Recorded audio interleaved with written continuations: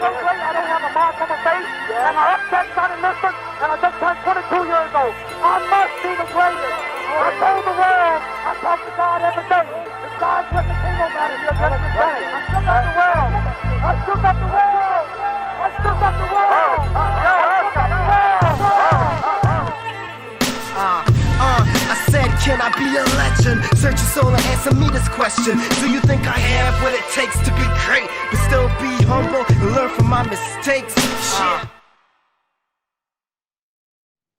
Good night, everyone, and welcome back to your favorite sports show. We've got NFL Week 6, but before we get into that, of course, we have to introduce our guest. But I know everyone knows Steezy. He is basically our favorite guest on the show. Essentially family. Steezy A. Smith. You know where to find him, but all the same. How are you, Steezy? Man, I'm feeling wonderful. Like you said, it's a good show to have a good show. Hope you guys are doing great, and let's talk some football. And it's the second appearance, none other than Warzone Sports Network's own Joe Scurto from Sports Force, and a cup of Joe, which I'm yet to watch because I'm really not a morning guy these days. But how's it going, Joe? It's going good. Appreciate it for the invite again. And like Steezy said, excited to talk some football. Let's get it. Yeah, we're not talking the NBA. That is Wednesday's special. But yes, indeed, we are talking football. And so for me, personally, I went with that beatdown in Cleveland, 37-14 win by the Arizona Cardinals, which has left a lot of people's Super Bowl. I had them as a Super Bowl contender at 3-3 on the season. So, Steezy, I'll start with you. What is wrong with these Cleveland Browns? I don't want this to come off as, an excuse of some sort, but I think right now they're dealing with the litany of injuries. Against the Cardinals, they didn't have any of their starting tackles, Jack Conklin, Jedrick Wills. Obviously, Nick Chubb didn't play. Kareem Hunt suffered an injury midway through the game. Baker Mayfield has been dealing with the partially torn labrum. Odell, for the past 10 years, has been dealing with the partially torn labrum. On defense, guys are battered up. Denzel Ward didn't finish last week's game. I think Clowney was injured in last week's game. So guys weren't 100% going into this game. On top of that, Baker has just been – he's not that guy, and he's turning the ball over on crucial downs. He's not putting the ball where it needs to be placed. He's not the same Baker that we saw last year. And so I feel like he's holding this team a lot further back than he actually is in terms of propelling this team forward, if that makes sense. And on top of the injuries, it got to be Baker. I mean, his play isn't nowhere near where it was last year. Obviously, injuries don't help in that regard, but I mean, if he's looking to get paid, if he's in a contract year, this should be the year in which he should be balling out. And instead, he's doing the complete opposite, playing through injury, looking worse as the season progresses. And like you guys, I had Cleveland as one of the top contenders in the AFC, but I don't know what's going on with Baker. I mean, week 1 against Kansas City, they had Kansas City on the edge, and then Baker throws that nasty interception towards the end of the game. Over here, they went for it on a 4th down, I think, when they were down 7-0. Baker takes a sack. You can't take a sack there. I mean, I know it was a bad decision to start off by even going for it. He should have taken the points, but, I mean, he takes a sack in the absolute worst situation. And so his play has just completely declined across the board. And I think that's really the biggest thing. I mean, they're pretty much, I feel like, set. There's some holes to address on the defense, but I feel like overall it's really just Baker who's his team back. Feel the same way, Joe? Is it a combination of injuries and Baker Mayfield's substandard play, or is there something else at play here? Defense too. I mean, you look at the last 2 games, they've given up 84 points. And with Kyler and Herbert combined 8 touchdowns, 0 interceptions, that's just not getting the job done. They can't get off the field. It puts pressure on the offense. And this is already an offense that likes to run the ball, but you can't even establish the run if you're down 14-0 right away in the first quarter. And I was kind of disappointed because I thought this was going to be a surprising strength. You go get Jadeveon Clowney. I thought they had a really good draft. They had a few really good studs that kind of fell in their lap on draft night in terms of defenders. And they haven't been able to put it together. And you got to get turnovers. You have to turn over the ball. We already know that Baker Mayfield is average at best. And I will say that right now. You have to make his job at least a little easier. Get him the ball in good field position. They haven't been able to do that. So I think the defense obviously Baker and the injuries come into factor. They're major factors, but I also think the defense just really underperforming. They've had 2 good weeks, I guess. Minnesota, they given up 7 points. Then the offense doesn't perform. And then we all know the Bears game where they had 9 sacks against a very nervous Justin Fields in his debut. So I kind of, that's a great performance, but they haven't even been able to come close to that ever since. And you're also going up against one of the worst offensive linemen. They have to do that against good teams. They haven't been able to do that in the last 2 weeks. They've just been getting torched. Like I said, 84 points in 2 games. That's concerning. And this offense simply it's not built that way to compete with that because it is run first. Baker's not a guy who you're going to have success with throwing 40 to 50 times. It's just not going to happen. I'm with both of you. I think injuries do play. Your offense is centered around your offensive line, obviously, and your running game. And you're not going to have success if you're down 3 tackles and both of your running backs now are carrying, I want to say, calf injuries. Then, his favorite target in Jarvis Landry was hurt. Odell Beckham Jr. is trying to make his way back from whatever injury. I know Steezy last week said that he's done, and it seems to be the consensus around the NFL. I don't know, but it would appear that way, and he dropped a crucial 4th down catch this weekend. That's not a good look. And the same stud pickup you get in the draft, like you get to steal the draft, arguably in Jeremiah Owusu-Koramoah. Now he's supposed to be missing a lot of weeks, but the biggest injury of all may be to none other than Baker Mayfield. I don't know how much of his play is, centered around the fact that I think it's a torn labrum in his left shoulder, or just his left shoulder coming out. I'm not sure what the injury is. I don't know how much of his play is attributed to that. But like Steven, I have talked about before, Baker Mayfield is not this dude for a championship winning team. And yes, the defense look bad, but I wonder how much of that is you turning over the football and putting them back on the field. Because as good as anyone's defense is, they're not going to look good if your offense turns over the ball 3 times. I think they had 2 fumbles and an interception. Like, if you're constantly on the field, no matter how good your defense is, especially against a team like Arizona that can put up points in bunches, you're going to get exposed. I just don't know how much of Baker's regression really is this shoulder, because before I was never a fan of Baker Mayfield, especially as we've seen what Kevin Stefanski has done in terms of limiting his damage. Like, we know he basically runs the football first, takes the ball out of Baker's hands.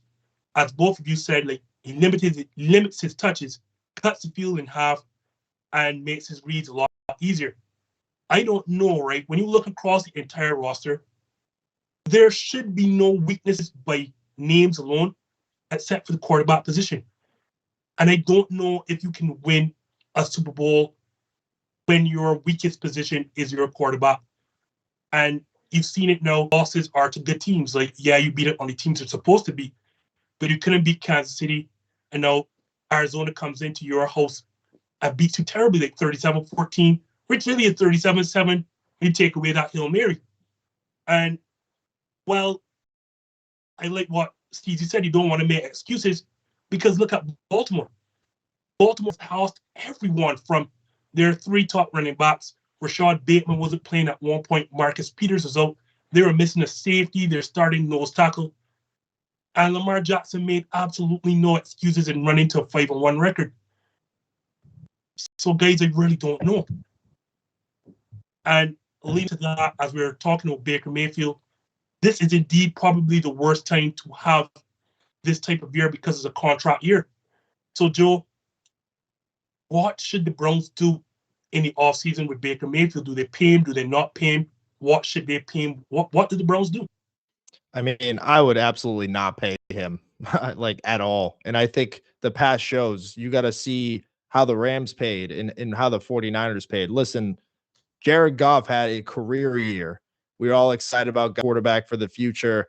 2 years later, they basically give him away. Like they had to get Stafford, they had to just give him away because they need to get rid of that contract. They were stuck in that contract and they paid for it. They had give up multiple first rounders. Obviously, they didn't. Right now, they're not paying for it because Stafford looks like an MVP candidate and they're Super Bowl contenders. But they were stuck with that contract. They got lucky that they were able to be bailed out by trading for Stafford. And then you look at the 49ers, you're stuck with Jimmy G. His value is down. You could even say Carson Wentz, the same thing. We've seen players be overpaid after their 4 years.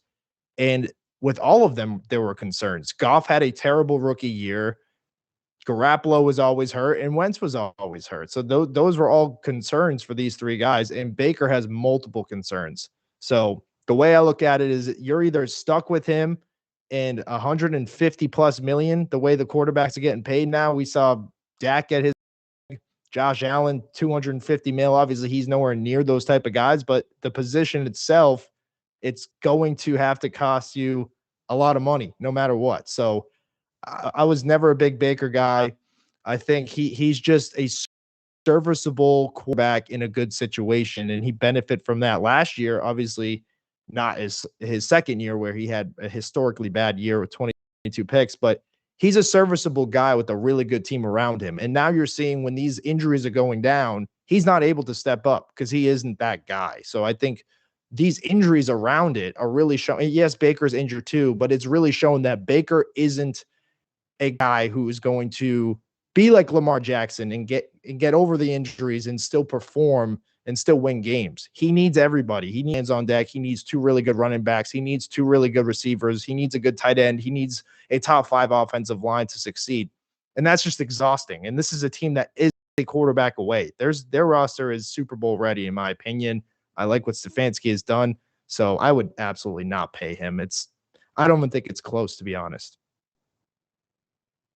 Steezy, I have to believe Joe mentioned, the new contracts for Dak, which was $40 million per.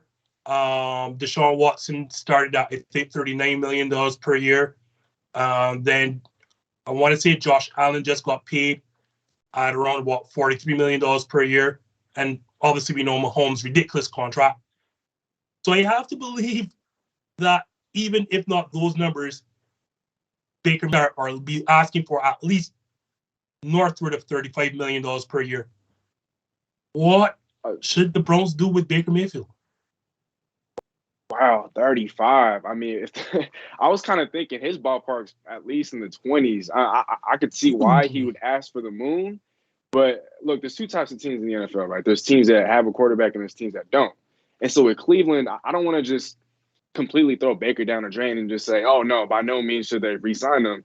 I think they should approach him, maybe talk to him about a deal, however unlikely it might sound like, just approach him. Just try it out. Yo, we can give you a 2-year, $40 million contract. We can give you 2 years, $50 million. And then the money that's left over, we could use that to, to build up other areas of the team, even though, like we talked about, their talent is already top notch.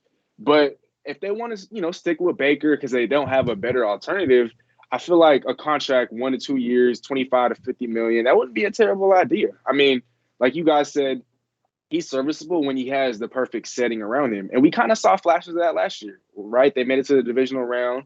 Obviously, they failed to the Chiefs, but they were right there. And so maybe you trade away an Odell and you bring in another linebacker, another pass rusher, another guy in the secondary. And then instead of paying Baker huge astronomical amounts of money, you use some of that money and you sign another free agent. And they're good at drafting, at least with this new regime. They know what they're doing as far as the draft goes. And so if you can't find an alternative, I mean, you don't really have a choice but to pay him, but you don't have to pay him all this money. And if it gets to it, then you can either say, okay, we're going to franchise tag you. We could trade you. But I definitely think they should approach him about a contract that's not anywhere near the top of the market, but we'll find him somewhere in the mid-tier. I mean, I know he's had a couple of good years in the league, but he's also had a couple of terrible years. And so I don't know, other than the fact that he's a quarterback for a winning team, or other than he's a quarterback for a team that went to the playoffs for the first time in all of eternity, I don't know if he has much leverage outside of that. I mean, he can't say that I'm a Pro Bowler. He can't say that I've carried this team before. He can't say that I've done this, I've done that. I mean, okay, maybe he's been the number 1 overall pick, but aside from that, he really has no other leverage. I don't think other teams are really clamoring for a Baker Mayfield. And so I think there could be a scenario in which he ends up taking less than 30 million and just slightly above 20. I definitely try to, see if that's anywhere, close to being a possibility. And if not, then okay, and then we move on. Either trade him, franchise tag him, and then trade him. However they want to do it. But I know there aren't any teams out there that's willing to line up and pay him $30+ million. I mean, there can't be. So I definitely think they should approach him. Joe, I know you said you're not going to pay him, and I think that's a consensus here right now. But what's your alternative? Because you still do need a quarterback, and there are not very many good ones out there. Yeah, I mean, that's the next step you have to go through. But the thing is, like, a lot of these guys, they're going to have them for a few more years. Their defense, as bad as they've been, they are relatively young. They are, a lot of them are under rookie contracts, so maybe there will be a year that it not a total rebuild, but you just go get a veteran for a year and then maybe do what the Niners did. Look what the Niners did. I mean, they had to trade a lot, but they moved up, to get their guy in Trey Lance. And this is probably a possibility what the Browns could do. And right now, if the Browns continue to play like this, they may be in that position to do it. They may be a 14th or 15th overall pick. And if there's a team in the top, that the Jaguars are going to be there, the Jets are going to be there. All these teams, they just took a quarterback, so they don't necessarily need that quarterback. So there will be teams with young quarterbacks in the top of the draft. And I think that's a possibility. Or you can get a veteran and just try it out for a year, or you do both. So that's kind of would be the alternative for me. Like, I don't know, I might just be too harsh, but I wouldn't even pay him $25 million a year. I really wouldn't. I just don't think he has shown us. I mean, maybe he proves me wrong, but like, again, I look at how good this team really is. And this team is very, very good. And I think even a serviceable veteran could basically perform better than what he's doing right now. I really think so. And so that's the way I would go. Try to maybe trade draft capital, do what the Niners did, trade up, go get one of your guys. I don't know who it would be. Obviously, we know the fall off of Spencer Rattler. Sam Howell's probably going to go one, so that would take a handsome amount. And then other quarterbacks that are kind of spiraling up there. But like I said, I'm not taking Baker no matter what. I'm really not. That's the thing, right? I have no idea. I'm with you. I'm not paying him anything close to the region of $40 million. That's for sure. But the problem is, right, I know Prescott signed his contract. A lot of eyes opened up. And they said, this contract is going to look cheap just shortly because, as you saw with Josh Allen's contract, that's what he's going to get. Because if Josh Allen got 43 and he hasn't won an MVP and he's only been to playoffs, I think, once or twice? Once or twice. Twice. Imagine what Lamar Jackson, who's never missed the playoffs in his 4-year career, who's won an MVP and unanimous MVP at that. Imagine what Lamar Jackson is going to command. I have to believe he's going to come in at about $45 million per year.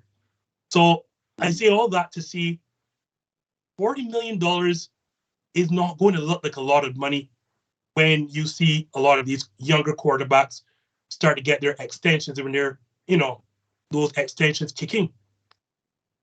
So it comes down to how much do the Cleveland Browns value Baker Mayfield and them winning at that quarterback position? Because to your point, Joe, this is not a quarterback deep class that's coming out right now.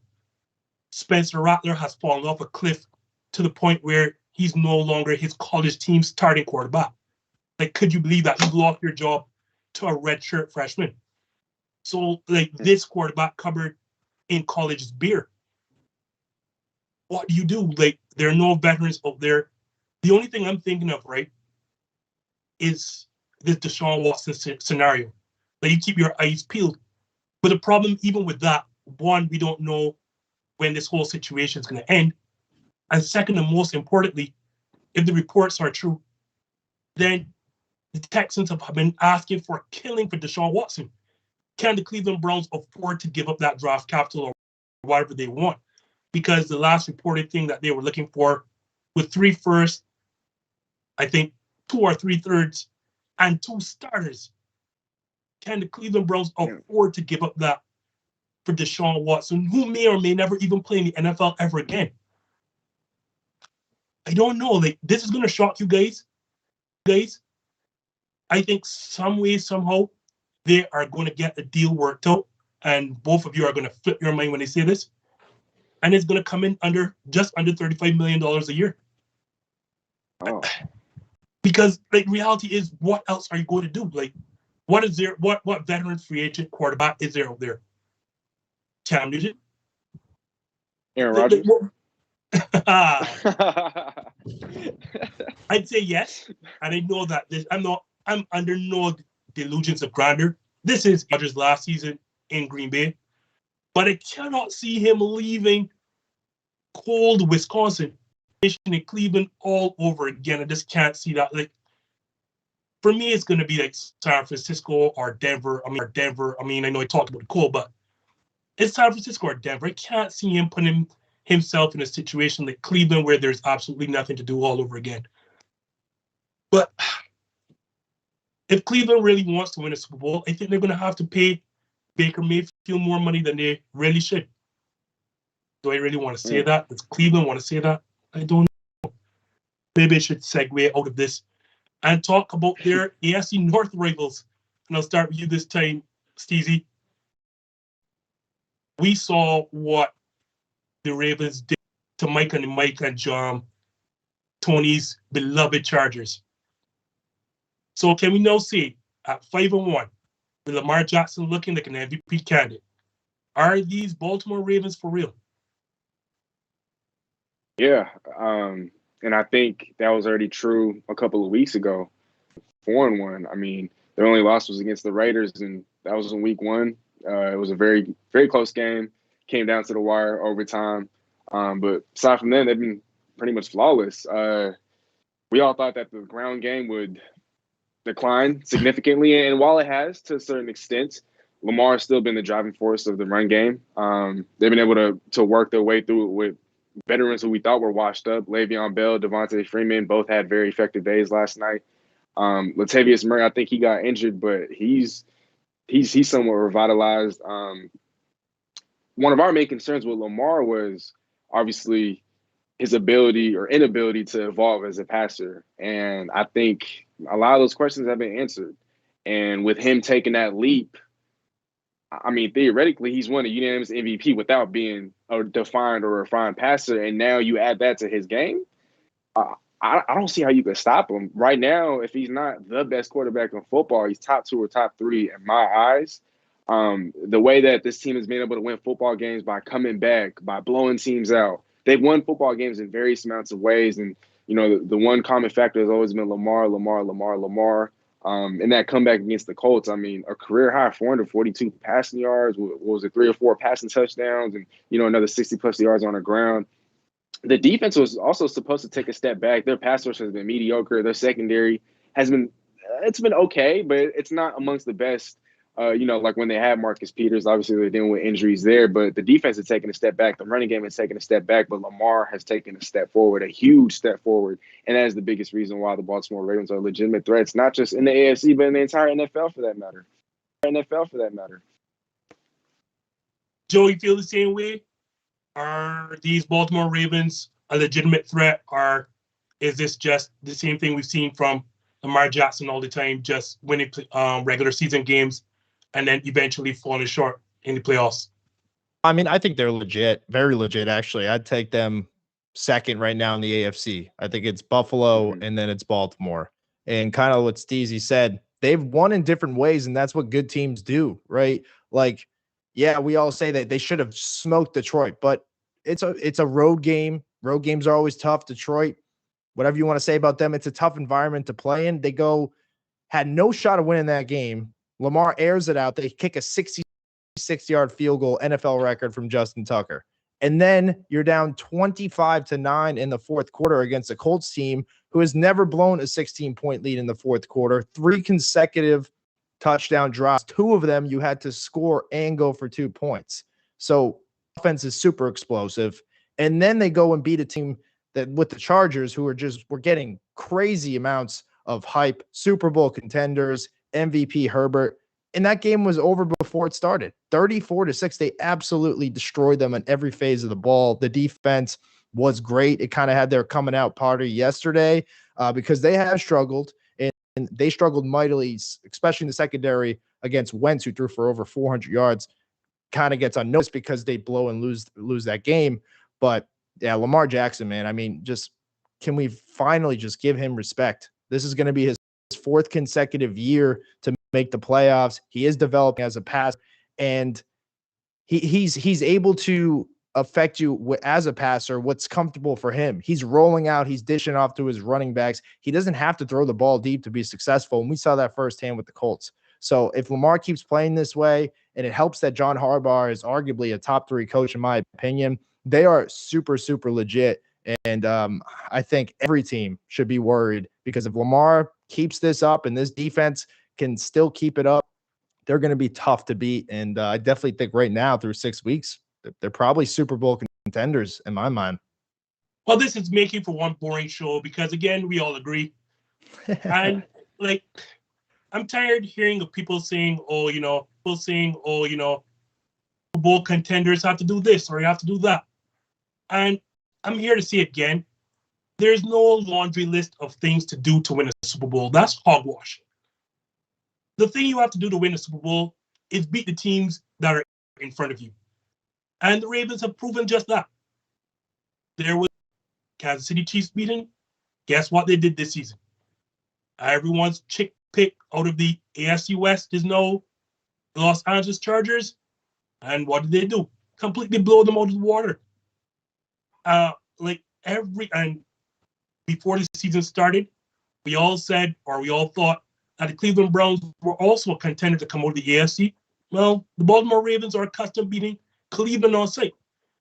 And that is likely the AFC field you're going to see outside of, again, Buffalo and Tennessee. And we saw just last season, Baltimore got their revenge on Tennessee in the playoffs. The only team that this Ravens team has not faced or has not beaten in the likely AFC playoff field is Buffalo. So to answer the question, yes, you don't have to be able to be this. And y'all mentioned already, Lamar Jackson is evolving as a passer.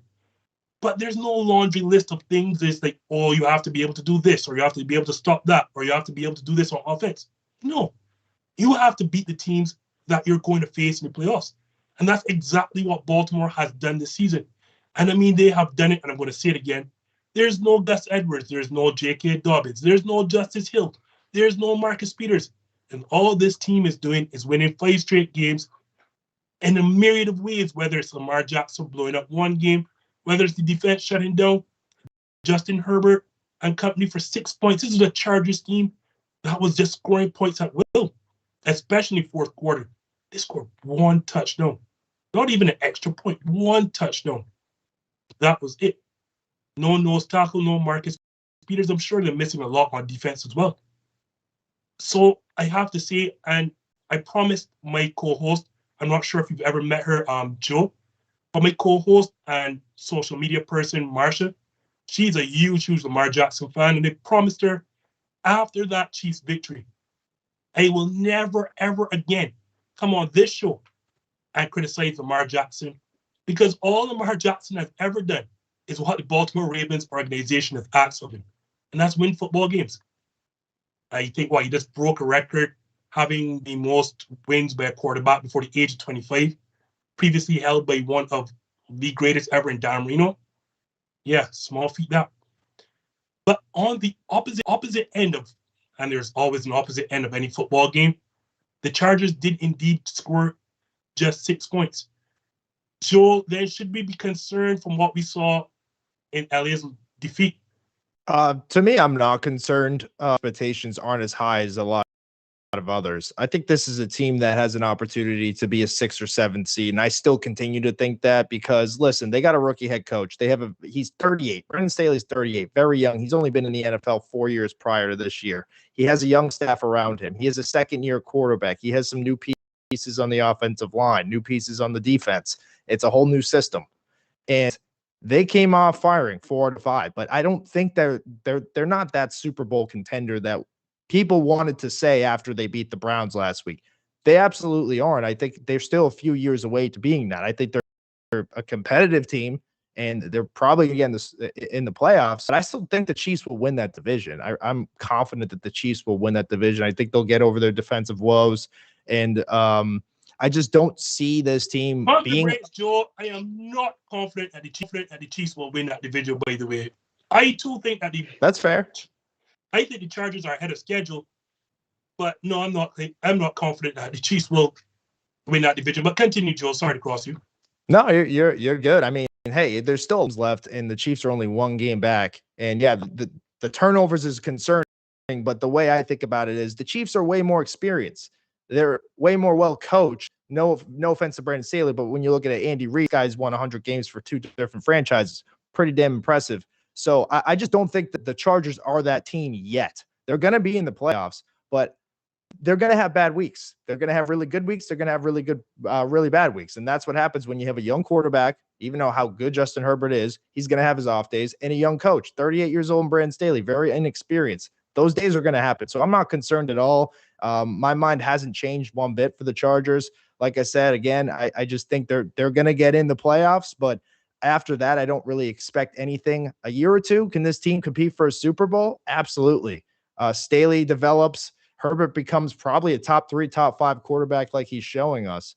But there's going to be tough games, and that was a tough game in Baltimore, again, against Lamar Jackson in a more experienced team with John Harbaugh, who has, won a Super Bowl, and he has been probably one of the better coaches easily one of the better coaches in our generation, at least over the last 20 years that we've seen. So I'm not worried about them. They're going to have growing pains, but they're also going to have really good stretches like we've seen it with that, the beginning, the 4-1 start.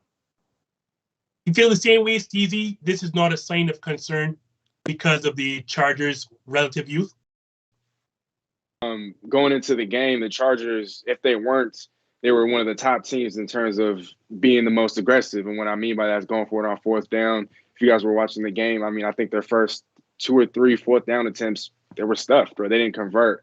And so, when you're that aggressive, yeah, you're going to have these games in which, luck isn't always on your side. Justin Herbert just didn't really look like himself. He was misreading some plays. He was overthrowing receivers. Mike Williams didn't look 100%. After having not practiced all week, he missed a couple of plays as well. But Herbert, I just wasn't seeing some of the same zip. I don't know if it was the pass rush getting to him. I don't know if it was, the environment. They were in Baltimore. And they're coming off a shootout, against Cleveland. I know their run defense is definitely a cause for concern, especially against teams like Buffalo, Baltimore, Cleveland. But, what they showed against Cleveland is they have the firepower on offense to be able to make up for that. They can win shootouts. They have, yes, a young quarterback and, yes, a young head coach, but not that many offenses are as loaded as the Chargers. Austin Eckler, low-key a top 5 running back in football. Keenan Allen, Mike Williams, they've been a top 3, top 5 wide receiver duo in football. Jared Cook has been serviceable. The offensive line is far across away from the unit that was awful last year. And so I definitely see this team taking strides, but I definitely also see a team that, because they're so aggressive, they're going to have games like this, and I know they got beat down, but if they had converted on a few of those 4th downs, scored a touchdown here, scored on this drive over here, the score probably wouldn't have been so lopsided. Some of those calls were definitely questionable. A few of them were in charge of territory, and, they'd still go for it on 4th down. And so, you take away some of that, you kind of, maybe you aren't as aggressive, then maybe the score isn't as lopsided. And so I'm also kind of with Joe, though, in the fact that, yes, the team is young, and despite having the firepower, a young head coach, he will make mistakes come playoff time. You're just going to have to learn through them. And so I wasn't even ready to call, the Chargers a Super Bowl contender. I definitely look at them as a playoff contender. I look at them as more than a wild card contender. I see them as a team with a ceiling, maybe towards that of a divisional round. I can see them getting past the wild card, getting to the divisional, but I never looked at them as a Super Bowl contender to begin with. But all those things said, I'm not super worried. It's a part of the process, and, seeing as how aggressive they are, it'll come back to reality, hopefully sooner rather than later. So they have a bright future, though, and that's all that matters. I know there's this thing about West Coast teams traveling to East Coast to play the early slot. So I don't know if that has anything to do with their offensive woes, only scoring a single touchdown. And so on that end, I wouldn't be too concerned because the talent is obviously there. Y'all mentioned Justin Herbert, Austin Eckler, Mike Williams, and a personal favorite of mine in Keenan Allen. So I'm not too concerned about that end. It's a defensive end that is worrying for me. And yes, like y'all, like to me, they're ahead of schedule. I was not on board of calling them my chick pick to get out the AFC or contend for a Super Bowl. But here's my concern, and it didn't start with that Ravens loss. I mentioned matchups earlier, right? And if this team is going to make some noise in the playoffs, they're going to see some familiar faces. And it all comes down, this team cannot stop the run. You thought Kansas City was bad. This team is arguably the worst at stopping the run. I think they give up, I want to say 5.4, 5.5 yards per carry every single game. And why that's so concerning for me, as I mentioned about matchups, is that in the AFC field, you are likely going to have to face Cleveland, Baltimore, or even Buffalo, or you may have to see all three teams. There is no way that you're beating any of those three teams in a playoff matchup, giving up 5.4 yards per carry. Like, your offense is going to sit down on the side watching, especially against Baltimore and Cleveland, who all they want football. And what's so concerning for me is that with Cleveland and Baltimore, it's not that you don't know what they want to do. There's no smoke and mirrors. They are coming to run the football down your throat. And at no point in time in either game did the Los Angeles Chargers show an ability, a desire, anything to stop the run. And that concerns me because as the season goes on, the weather gets colder, and teams are going to run the football, then what are you going to do? Are you going to simply say, Justin Herbert, Mike Williams, and Keenan Allen are going to put up points? Like at some stage, at some point, you are going to have to put your hands in the ground and say, this is not going to happen. Like, we're going to stop and run, particularly against teams that are only coming to rush the football. And as I said, like, I agree with you all. They're ahead of schedule. They're young. And maybe they're a couple of years away from adding some pieces to make the Super Bowl or make a Super Bowl run. But that run defense really is concerning, especially when you're playing in the AFC, where you have 2 to 3 teams that's like running football.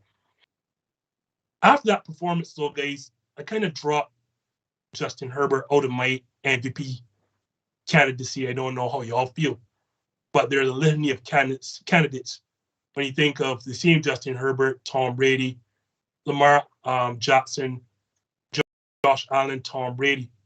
So, Steezy, I'll start with you. In your mind, through the first 6 weeks of the season, who's your MVP?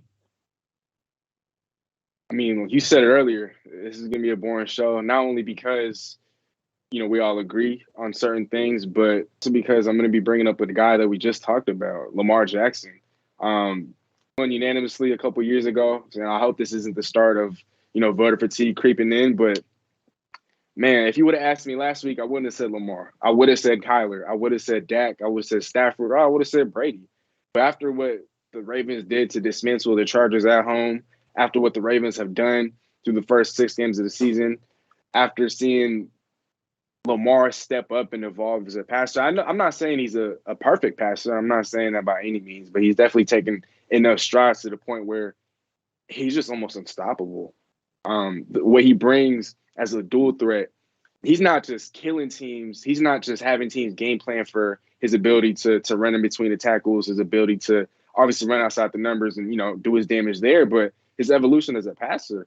I mean, one of you guys mentioned it. Not only does he have to throw it deep to be effective or efficient as a passer, he's starting to utilize running backs. He's starting to utilize his tight ends in the short passing game and the quick passing game. He's starting to make better reads. He still makes, a couple bad decisions here and there. He's still not the most accurate. But look, Hollywood's having a career year. Mark Andrews is having a career year. Rashad Bateman played his first game of the season. The hype rookie first-round pick had about 4 catches, I think 39 yards. He's going to start to make an impact. He's starting to make use of these running backs as well in the passing game, and so maybe the stats aren't as gaudy as a Kyler, as a Dak, as a Tom. You're not going to see him at the top of the leaderboards in terms of passing yards, the completion percentage, total passing touchdowns. You're not, But I think the one stat in which he is standing out is total scrimmage yards. I think he's second after Tom Brady if you combine his passing and his rushing yards. I mean, he should be in the top 5 in terms of total touchdowns. I don't think you're going to see him in the top 5 in quarterback rating or completion percentage, but look at the wins. 5-1. They're tied with what? How many teams for the second best record in the NFL? 5-1. Quality of competition has been there. The defense, the injuries have been an issue, and yeah, he's been able to step up despite all of that. And so I got to go with Lamar Jackson. I mean, he just looks unstoppable. The strides he's made as a passer, the dangers of him being, a running quarterback, I mean, that was already present. And so for him to really take that next leap, I think that's what's going to make him, hopefully, the MVP. Please don't make this a boring show, Joe. Come with somebody else. Don't tell me Lamar Jackson just to see, because I feel I'm going to trend towards that direction. Give me another quarterback. Well, lucky you, I've had this one the whole day, and it's Tom Brady for me. I mean, he leads the yards. He leads the league in yards. He's second in touchdowns behind Mahomes. 3 interceptions, 5-1. And maybe the voters don't consider this, but he's 44 years old. Like, I know we talk about it, but he is 20 years older than Lamar Jackson, than Kyler Murray, than Josh Allen. I mean, these people were infants when he was in the NFL draft, and that is just bizarre to me. And he's starting to have Hall of Fame, like he has virtually 3 different Hall of Fame careers. And when you compare him in his 20s to his 40s, his stats are better in his 40s. And even in the beginning of his 40s, that is when the Patriots surrounding cast was declining, and he was still putting up numbers. Pace to have one of the best seasons of his career. And I think he's going to continue it. And now you look at the Bucs, they're able to establish the run game with Leonard Fournette, 100 yards back-to-back games. They're going to keep piling up the wins, and they're certainly going to still be the best team in the NFC, in my opinion. So what he's able to do, given the age, he's just filling up the stat sheet every single day, every single game. Like what he was able to do with the Dolphins. I mean, 400 yards, 5 touchdowns. He's never done that in his career. You know how many times he's played the Miami Dolphins? And he's probably played a lot better Miami Dolphin teams too, and worse Miami Dolphins teams. And he was able to do that. He's putting up video game stats. And you could talk that, well, they struggled against the Patriots. They struggled against Philly. I'll talk about it again. They were able to win in different ways. And by the way, those are 2 hostile environments. I mean, he was with the Patriots for 20 years. Obviously, there's some nerves there. Philadelphia, arguably probably one of the top 3 toughest places to play in. And he wins. He just wins. And I think he'll continue to do that. And I wouldn't be surprised if he nears 50 touchdowns this year. Like, that is the pace he's on right now. He is 3 to 4 touchdowns a game, and he's not turning over the ball. Last week, if you were to tell me, I would have said Herbert, but he dropped tremendously for me. And nothing against Herbert, but with the tight competition, we talk about it. You have Lamar, you have Kyler, you have Josh Allen. I'm putting all 3 of those now over Herbert. And but I just think right now Tom Brady's leading the way, and I feel like he'll continue to do so because I don't think he's regressing one bit. This guy looks like he could play 5 more years. Well, he did say he could play to 55, so I entered this wanting to say Lamar Jackson, right? I mean, as everything I mentioned before, no Gus Edwards, no J.K. Dobbins, no Rashad Bateman before this last, no Justice Hill. He's basically carrying this team on his back. At one stage, I think last week, not this weekend, he had more total yards than 18 teams in the NFL. 18 teams, including my own Green Bay Packers. That really hurt. Like, gosh, you have more yards than Aaron Rodgers, Devontae Adams, and Aaron Jones on the same team. Like, seriously? Wow. And then the wins that he's compiled, he beat the Chargers and the Chiefs. So I really, really want to give him, but it's going to be hard for me to put him. And let me just say there are no wrong answers when I look at his field. Like, as you all mentioned, like Brady, Lamar Jackson, Josh Allen, like, not to him yet. And his numbers are insane as well. But just for the sake of diversity, I'm going to give it right now to Kyler Murray. The team is 6-0. He has almost as many total yards as Lamar Jackson. I think he has what? Like, let me look here. 14 touchdowns, 4 interceptions. completion percentage almost 74%. 3 rushing touchdowns to add to those 14 passing touchdowns. And by the way, he has wins in Tennessee, I want to say in LA, and there's one more, and in Cleveland.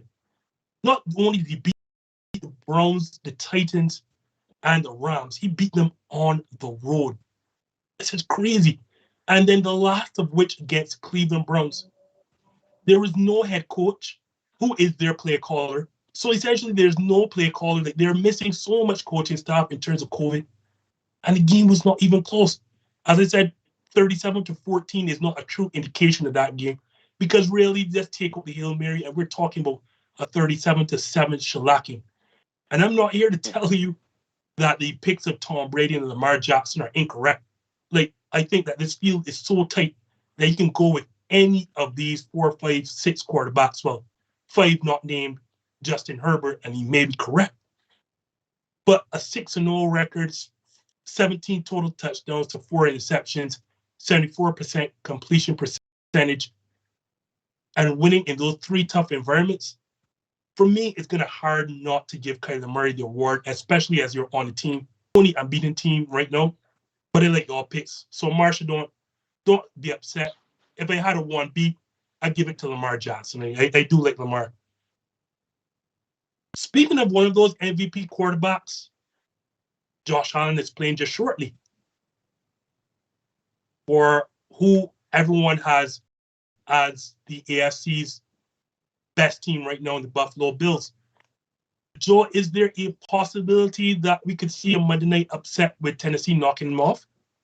No, I do not see it at all. This easily double-digit win for Buffalo. Buffalo, like, I won't be surprised if Buffalo starts the year 10-1, because they're going to be on an insane stretch. You saw they struggled. Obviously, they lose 23-16 against the Steelers. That was just kind of a fluke game. No one expected it, but I felt like they kind of got it out of the way. They got the monkey off their back. They know the expectations this year are Super Bowl. It's Super Bowl or bust now, for my opinion. Like, you just signed Josh Allen. You signed him to be a top 3 quarterback. And right now he's doing that. He is virtually able to do whatever he wants. And we could talk about the Chiefs' struggles, but what he did on the road in Arrowhead, 18 points. I have not seen the Chiefs go down that badly at home. And I just think this is a much better team. And the Titans, in my opinion, have underperformed, and they should be nervous, because I think the Colts are still not out of it. If the Titans win, the Colts are only 1 game back, and the Colts had a really top-heavy schedule. Now it's going to get softer. We saw what they could do against bad teams. They played Texans one more time after yesterday. They played the Jaguars twice. So the Titans, this is a bad defense. This is a team who lost to the New York Jets. I mean, I cannot see by any means them beating this Buffalo team. I think it's going to be at least 14 points. They're just a much better team up and down. And also, A.J. Brown's questionable. Julio Jones, those guys have been banged up. They're not going to really be able to establish that identity, which is give Derrick Henry the ball 30 times. You're not even going to have the opportunity, because Buffalo scores, and when they score in bunches. And we've seen it over the last few weeks. They've scored 43 against Washington. They've scored 40 against Houston. And then we talk about, they beat on the teams. They scored 38 on the road against Kansas City. So sorry, Brian, my co-host, Titans fan. There's no shot they're winning this game. I purposely didn't put Jets in Brown for Joe Scurto's sake, and somehow he managed to put New York in here. I don't know how he still managed a way to find to put New York on the program. I'm just joking with you, Joe. But Steezy, there must be a way. I mean, there has to be a chance that Tennessee can pull off the upset, right? They definitely have a chance. It is the NFL. Any given Sunday, for instance, any given Monday, it's prime time. Tennessee is at home. A.J. Brown actually is going to play. I got a couple of fantasy alerts, and so he is going to play, but it hasn't been the same A.J. Brown. I mean, this version of A.J. Brown has been dropping footballs. He's like you said, Joe, he's been banged up all year long. He just hasn't been the same. And so even if he is healthy, it's not like that was going to, help the Titans' chances, tremendously. Julio's going to play, but he could injure a hamstring, anytime now. And I hate to say that, he's a great player. I love watching him play, but at this stage in his career, I mean, he's just a hamstring away from, being out a couple of weeks. And to go up against that stingy Buffalo secondary, that's the best secondary in football. You're talking about a corner in Tre'Davious White who could shut down any receiver in football. You're talking about a safety duo that's probably top 3 in football with Poyer and Hyde back there. And they've been generating turnovers like crazy. Their pass rush has gotten a lot better. Their run defense is actually a thing that was holding it back last year. And I remember when the Titans came into Buffalo last year, they blew them out. Derrick Henry, he went off. He had I think 3 or 4 touchdowns in that game, if memory serves me correctly. I don't remember if that stiff arm against Norman, was that in the regular season? Because they didn't play in the playoffs, right? But yeah, that was in the regular season. So Buffalo, they have even more incentive to kind of, come into Tennessee and really beat down on Tennessee. I know a lot of people are picking Tennessee actually to upset the Bills, or at least some of the people I've been around. I've been seeing a lot of people talk about, the Titans are going to win because Buffalo's coming off an emotional victory and they're going to, hang high, and then they'll come into Tennessee and kind of just, get caught off guard. But I don't see that happening. They're not going to forget about that beatdown that happened last year. They're not going to forget about what Derrick Henry did to them. And now with the defense that's number 1 in the NFL, with a guy in Josh Allen who's playing like an MVP again, with the running game that's top 5 in the NFL. Justin, remember last week, like I said, the Buffalo Bills surprisingly are top 5 in all the NFL in terms of rushing yards per game at over 120. Just the eye test alone tells me that Devin Singletary is better. The eye test alone tells me that Zach Moss looks better. Josh Allen obviously is going to keep doing damage with his legs. Like you said, Joe, they're going to keep putting points up in bunches and going up against a Tennessee defense that can't stop anyone. We thought it was bad last year. It's even worse this year. I'm going to give Tennessee a small chance. They are playing at home. They're having their full allotment of weapons. It's prime time, but I too think it's going to be a blowout for the sake of betting, for the sake of fantasy. And for other sakes, I got Buffalo winning. I just think that, they remember too much of what happened last year, and they want to come back and, lay the wood this time. So don't expect a Monday Night Miracle. To quote Kevin Garnett, anything is possible. And to your point, Steezy, not only did Tennessee win last year, I want to remind you, as much as Derrick Henry did have 3 touchdowns, he only had 57 yards on 19 carries, huh? Ooh, rough. And Tennessee went in a row. I'm going to pick Tennessee. No, I really am not. I just can't. As you all said, the defense is even worse than before. You're not going to have there's a chance. Let's say, for argument's sake, that Henry has a Derrick Henry game, 20 carries for almost 200 yards. I don't know how you stop that, how you win a game like that. But as you all said, the defense is even worse. A.J. Brown is not the player that we thought he was. I knew Jones is not the guy that everyone thought he was. I know Brian was jumping for joy. Your co-host was saying, Super Bowl bound. I'm have you all not been watching? Julio Jones really is. I'm going to even go off track a bit. Julio Jones is a great player. Julio Jones is still, in my estimation, and I'm going to say this, one of the most overrated great players I've ever seen. Oh. Yeah, I said it. Ooh. Julio Jones, for all the yards and all the receptions he has, is not a touchdown threat. For all of the seasons that Julio Jones has played, and I'm going to shock y'all guys with this one stat, Julio Jones has 1 season of double-digit touchdowns, 1. And that was 10. He's not come close to repeating that ever again. Devontae Adams, who's played significantly less games, has more touchdowns in less games, who does not even have 60 touchdowns as yet. Not even 60. Oh. So when Brian was jumping for joy, saying that his Tennessee Titans are going to be a Super Bowl favorite, I chuckled. Because obviously you don't know Julio Jones. He doesn't score touchdowns. So, yeah, I think the game is going to be close simply because this is a Monday Nighter. This isn't Tennessee. There are going to be emotions on both sides. You're playing on the road, and it's always hard to win NFL games on the road. But I just don't see Tennessee getting enough stops to beat Josh Allen and that offense.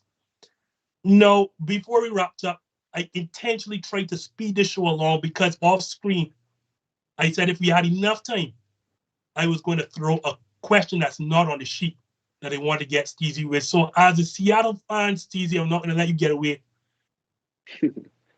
Last night, being that Sunday night, we saw the most iconic entries or introduction saying, I am the best. And I want to say Jamal Adams is now the most overrated player in football. So to that, Steezy, I'll let you answer that. Oh, you asking me if he's the most overrated in the NFL? No, I want to know your take on Jamal Adams. I'm not a fan of him. Oh, look, like I said off air, this season, yes, he's been very overrated. Obviously, he has been living up to his contract as the highest paid safety in all of NFL history, but I think it's not entirely his fault. You know, I don't want to sound like a guy or a homer who's trying to, put up excuses for the star player, but I mean, come on, y'all. Look, here's some stats actually. So he's playing nearly 40% of Seattle snaps at free safety this year, as opposed to 19 last year. He's playing 33% of snaps in the box this season compared to 42% last year. And here's one more. As opposed to last year, he's playing 5 fewer pass rushing snaps. So last year, he was putting up about 8.25 every game. This year, 3.4. That number might even be lower because that doesn't take into account what happened last night. And obviously, he still has his flaws. He still has his deficiencies as a guy, that covers or can't cover on the back end. But he's a line of scrimmage type of player. Pete Carroll, Ken Norton, and the rest of the Seattle coaching staff is playing them even further away from the line of scrimmage. And I did actually come across a video in which they broke down Jamal's usage in New York compared to his usage in Seattle this year. And the numbers are actually pretty similar. But I just feel like the personnel around Seattle, I mean, it hasn't been there. What's worked for Seattle this year has been, bringing in more dime packages, bringing in more dime personnel. But Seattle rarely ever goes to a dime look unless it's, the end of a game and they're playing prevent or it's against San Fran. But that worked against San Fran, and that's when Jamal excelled in coverage. He looked great. He had a couple of third down stops on George Kittle. He was surrounded by defensive backs, which in turn would make him look better as a cover because he's not going to have, a whole bunch of liabilities in coverage like a Jordan Brooks, who, while he has a lot of potential, he can't cover to save his life, honestly. I mean, he continually gets burnt in the middle. He can't keep up with the shiftier guys. And I just feel like a lot of what has transpired this year as far as Jamal's play has just been, obviously, yes, he's not the best guy in coverage, but he's just not being used correctly. He's just better closer to the line of scrimmage, but he's spending so much time away from it, it's magnifying his flaws. And for me, I've seen a couple of dominant performances from him this year, like I just talked about against San Fran, the way that he was covering Jamal. It's not like he forgot how to play football. I mean, in New York, he was a tight end eraser. He was able to, he wasn't this bad in coverage. I looked at the numbers. And so it has to be with how they're using him. It has to be with the scheme. It has to be with some of the personnel around him. And also, I am going to blame him. He's not absolved of any blame. I mean, he definitely deserves some blame. In that game against the Rams, I mean, my gosh, he was routinely getting burnt. His ball tracking awareness, his awareness, he can't track the ball. I mean, there was that pick or that would-be pick against Pittsburgh in which it hit him off the helmet. He's yet to have an INT in his Seattle career. I mean, there are a lot of things you can pinpoint on Jamal, but I got to start with the coaching staff. I got to look at Coach Pete. I got to look at Coach Ken Norton. I got to look at the scheme, and I got to look at some of the guys around him because they're underperforming. And that's the thing, like, it's easy for me. I've never been a fan of his ball tracking ability because, and this is going to sound harsh and I'm purposely doing it, I think he's a glorified outside linebacker, pass rusher / run stuffer. Like, if you take him away from the line of scrimmage, I don't think Jamal Adams is really good. He's not the best. How do you feel, Joe? Yeah, I mean, I will say one thing. Yeah, I don't think they're using him right. You think about when he was with the Jets, he was in a Greg Williams system that loved to blitz, that was aggressive, and that's kind of where he thrives in. I do think we kind of talked about it too. I do think he's more of a linebacker, and that's kind of what he will thrive off of because of his liability in the secondary. But I mean, his lack to be able to have interceptions. I mean, he's had a lot of dropped interceptions, and I want to say he has at least 5 because I know he dropped a fair amount with the Jets, and he also dropped one against the Jets last year, and then you saw it yesterday. It goes off his head. And he only has one career interception, which was against the Lions, and that was, I think, his second year of his career. So, yes, they aren't using him right, and I will give him the benefit of the doubt there. But I think the reason why he's overrated is because you talk about the $70 million. You talk about the 2 first and third rounders that they spent to get him. That's what makes him overrated. But if you put him where his strengths are, he's a very good defender. This is a guy who could rack up 10 to 15 tackles a game. And I think they're going to have to use him more so how they used him last year, because he was good last year. He did have a solid year. He didn't have he didn't make the Pro Bowl, right? He still had a Pro Bowl season, correct? And he was an All-Pro second teamer. Yeah. So he still had a very good year. And this is obviously his clear-cut worst year of his career. And you really get in the stats. He needs to be what he did last year, what he did with the Jets. And that is rushing the quarterback, blitzing, and just keeping him with the tight ends. He can cover tight ends. When it gets to wide receivers, that's when it gets tricky. He's not able to do that, and he has shown that he's able to do that, and he is getting burnt countless times. So for me, I will give him a little benefit of the doubt, but at the end of the day, I still think he's overrated. I thought they overpaid in terms of contract and in terms of a trade too. I just think for a safety, 2 first-round picks is a lot. It's more than what the Colts got for Wentz, and it's almost the same amount of first rounders that the Rams had to give for Stafford. And we're talking about quarterbacks, the most valuable position in the whole entire game. Safeties, you can find them anywhere. It's not easier said than done, but $70 million, 2 first rounders and a third rounder, you would think he knows how to cover. You'd think he knows how to catch a football and be able to make a big play and intercept that pass. That probably would have been a game-changing play. So, There are definitely positives, but there's obviously there are negatives too with Jamal. Well, who's rated is the cast they brought on tonight. So I'm going to let everyone get to that Monday Night Football. But before y'all go, I need to let my viewers know how to find y'all guys. So Joe, thank you as usual for coming on. Tell the fans how to find you and what you got coming up. Yeah, no, of course. I appreciate you having me on once again. It was a lot of fun. You'll find me on the Warzone Sports Network, as Justin said. I'm on there every week, usually on YouTube, and also just rebranded my page, Sports with Joe Scurto. So I'm just talking all types of sports now. And also you can find me on Twitter, JJ_Scurto7. So have a lot going on. So you can find me there and get all sports content. But again, I appreciate you having me on. Always. Steezy, your family here, but all the same, plug yourself. You know how it goes. Yeah, Justin, I mean, at this point, shoot, I wouldn't mind being a weekly panelist. I love doing this, honestly. And Joe, hold on. Don't say that, because I will make you that. So don't say that. Neil will tell you. Look, when I say something, I mean it. I'm not just, speaking to speak. So, I can let you keep that in mind. And Joe, it was a pleasure working with you for the first time, bro. I can't believe this is the first time. I mean, we're in a fantasy league together. Know. We've been, we've been in that group chat for a while and whatnot. So it's kind of weird. This is our first time working together, but definitely a pleasure.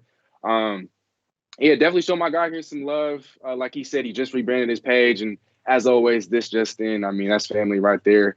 Definitely show them some love. YouTube, Instagram, run up the views, run up the follows. All that good stuff. And then last but not least, you can find me primarily on YouTube, other socials as well, at Steezy A Smith, SteezyASmith. I will drop a video, hopefully either later today, if not tomorrow, just kind of talking about what happened last night in Pittsburgh, Seattle. And then I will be dropping the Seahawks and then the Saints preview sometime later in the week. I know I talk a lot about the Hawks, but it's not just, Seahawks content. Like I said before, I also talk, a lot of NBA with the season starting back up tomorrow. I'm hoping to have a weekly NBA show. So definitely stay tuned for that, y'all. But that's it for me. And, nothing but love. I love Steezy plugging the show all the time. But you know how to find us here every Monday night, this same time, this same channel. And as Steezy mentioned, this week too, we are bringing an NBA show live and direct Wednesday night for the opening. Well, tomorrow night being Tuesday will be the opener, but yeah, this just in will be bringing something Wednesday night NBA special. We're not going to do every Wednesday night, but this Wednesday night for the NBA opener, we have to do something special. Hopefully we can get these guys back on again, but no promises. But for Joe Scurto and Steezy A. Smith, this has been the Justin of this Justin. Sorry, Neil, we're not changing this show ever. This kneeling just doesn't sound really good. So again, for Joe, for Steezy, I am Justin signing out. Thank you for watching. I don't have a mark on my face, and my upset's not enlisted, and I just turned 22 years old. I must be the greatest. I told the world, I talk to God every day. If God's with me, ain't nobody here just the same. I still got the world. I still got the world. I still got the world. I said, can I be a legend? Search your soul and answer me this question. Do you think I have what it takes to be great, but still be humble and learn from my mistakes? Shit.